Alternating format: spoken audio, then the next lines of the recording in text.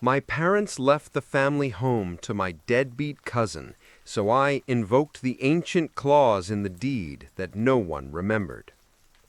The announcement was made over a suffocatingly formal dinner at my parents' modern penthouse apartment, a place that held none of the warmth or history of the home they were about to give away.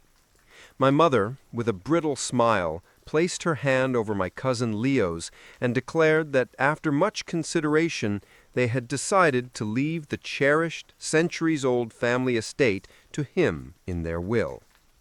The air was punched from my lungs. The old house wasn't just a building. It was my childhood, my sanctuary, the very soul of our family's history. My father, avoiding my stunned gaze, explained their reasoning with the cold logic of a corporate merger. "You're a successful architect, Maya," he said, as if my success was a punishment. "You've built your own life, your own equity. You don't need it." Then he gestured toward Leo, who was already jingling a set of keys with a smug, triumphant grin. "Leo needs the stability. This will give him a fresh start, a foundation to build upon." The injustice was so profound it felt like a physical blow. Leo's idea of a fresh start was usually funded by someone else and abandoned by the next season. I looked at Leo, a man whose greatest ambition was to perfect his video game ranking, and I saw my future fading. I was the one who had spent every summer since I was 16 under that roof, sweating and learning. I had painstakingly repaired the wraparound porch with my grandfather, sanded and stained every floorboard until my arms ached, and spent weeks restoring the intricate original moldings that my parents considered drafty and outdated. While I was preserving our heritage, Leo's visits were strictly transactional. He came to ask for loans, to borrow tools he never returned, or to crash in the guest room after his latest venture imploded.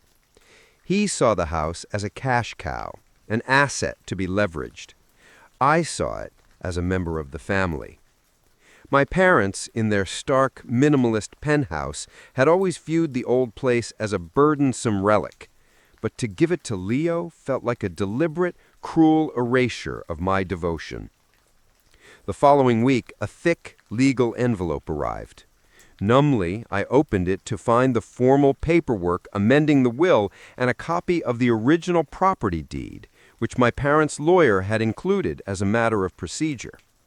The deed was a fascinating historical document, handwritten in sprawling, fading ink from over 100 years ago.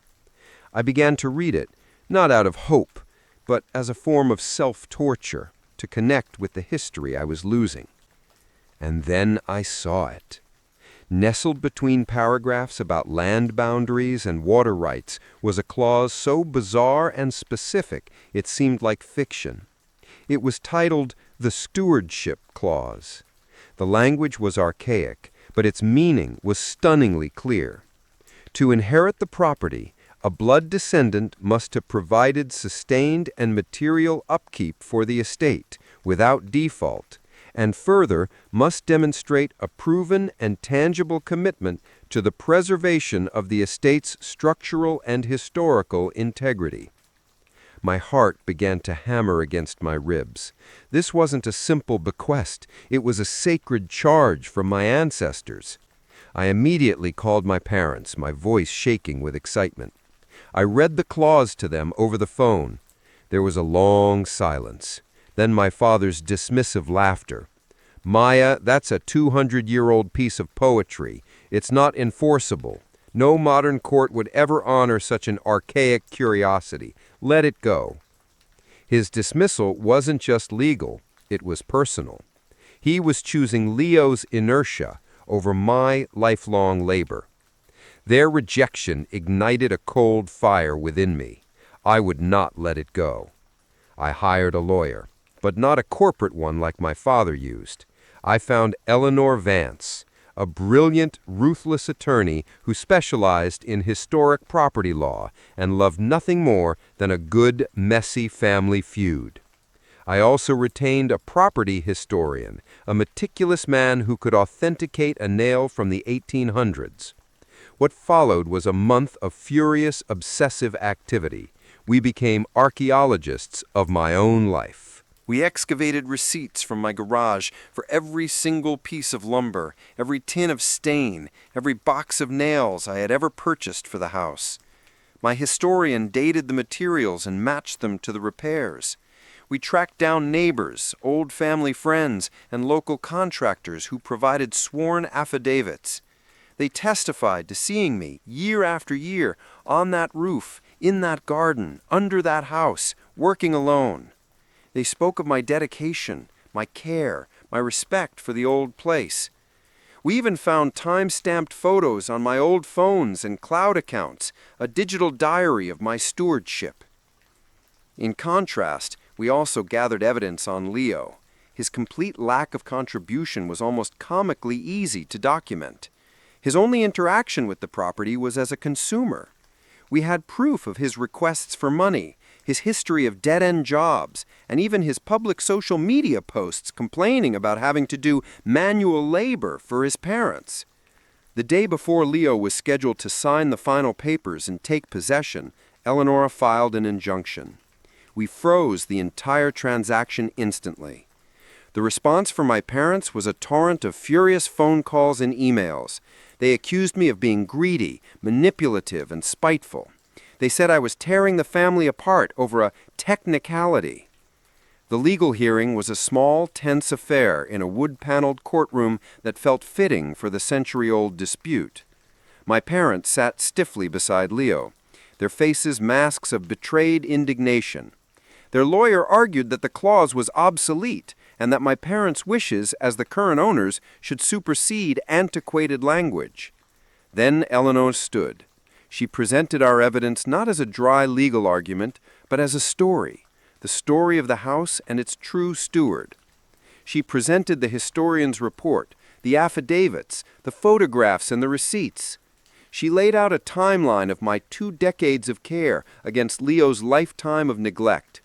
She argued that the clause was not obsolete. It was the very heart of the deed, designed to protect the home from exactly this scenario, well-meaning but misguided owners who would undervalue its preservation. The judge, an older woman with a keen, thoughtful face, took her time reviewing the documents. The silence in the room was absolute. Finally, she looked up. She commended the specificity and foresight of the original deed's authors. She stated that the language was unambiguous and, in her judgment, remained legally binding, as it defined the very conditions of inheritance.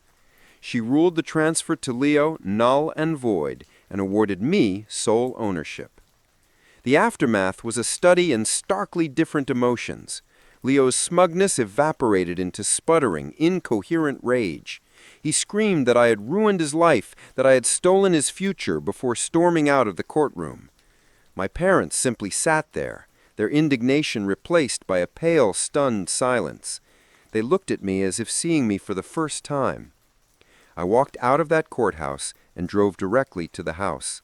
I stood on the porch I had rebuilt, my hand on the doorframe I had restored, and I breathed in the scent of old wood and history.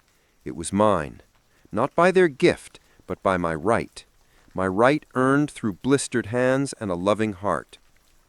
Later that afternoon, as the sun dipped below the ancient oak tree in the yard, my parents' car pulled up the gravel drive. They got out, looking small and uncertain on the property they had so carelessly discarded. My father spoke first, his voice stripped of its usual authority. "Maya, we only wanted to help him," he said, a weak defense for a monumental error of judgment. I looked at them, these successful, intelligent people who had failed to see the value in front of them. "You wanted to give the house to someone who needed it," I said, my voice calm and clear. "You were right. I needed it. I needed it to remember that my work and my history will always matter more than your pity." I turned and walked inside, closing the heavy oak door gently but firmly behind me. The sound of the deadbolt sliding into place was a soft, final click.